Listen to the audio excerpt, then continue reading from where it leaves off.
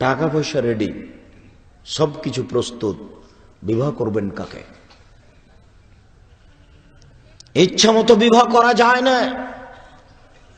আবু হুরায়রা রাদিয়াল্লাহু তাআলা আনহু বলেন, রাসূল সাল্লাল্লাহু আলাইহি ওয়াসাল্লাম বলেছেন, তুনকাহুল মারাতু লিআরবাঈন, মেয়েদেরকে বিবাহ করা হয় চারটা জিনিস দেখে।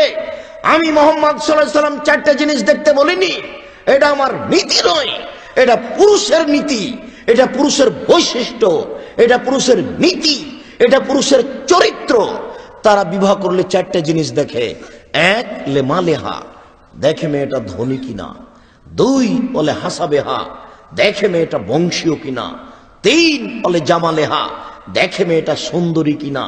চার, বলে দিনেহা, দেখে মেয়েটা ধার্মিক কিনা। আমি মুহাম্মদ সাল্লাল্লাহু আলাইহি ওয়াসাল্লাম উপরের তিনটা হিসাব করি না।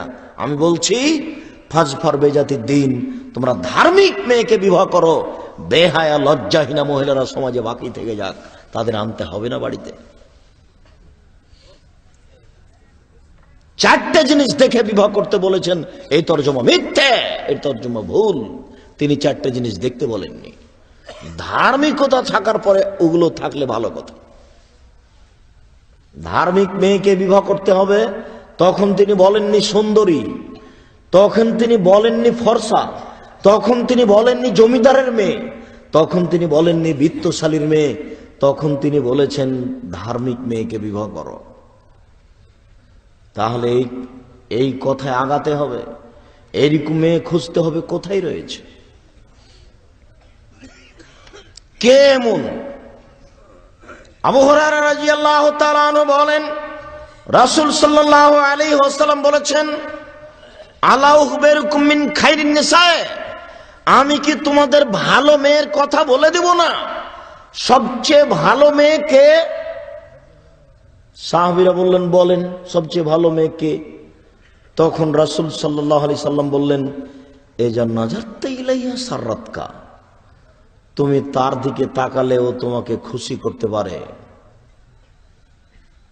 দুই, ওই যে আমার তাহা আতাতকা, তুমি তাকে আদেশ করলে সে মান্য করে। তিন, ওই যে গিবদান হাফেজাতকা, যখন তুমি বাড়িতে থাকো না তখন সে নিজেকে হেফাজতে রাখে, কন্ট্রোলে রাখে, কারোর সাথে মোবাইলে গল্পে জড়িয়ে পড়ে না। এ হচ্ছে ভালো নারী। তিনটি গুণের ভিত্তিতে একজন নারী ভালো হতে পারে। তিনটি গুণের ভিত্তিতে একজন নারী ভালো হতে পারে। এক, স্বামীর সাথে কথা বললে হাসি মুখে বলে। দুই, স্বামী আদেশ করলে পালন করে। তিন, স্বামী যখন বাড়িতে থাকে না তখন নিজেকে কন্ট্রোলে হেফাজতে রাখে। সেই হচ্ছে ভালো।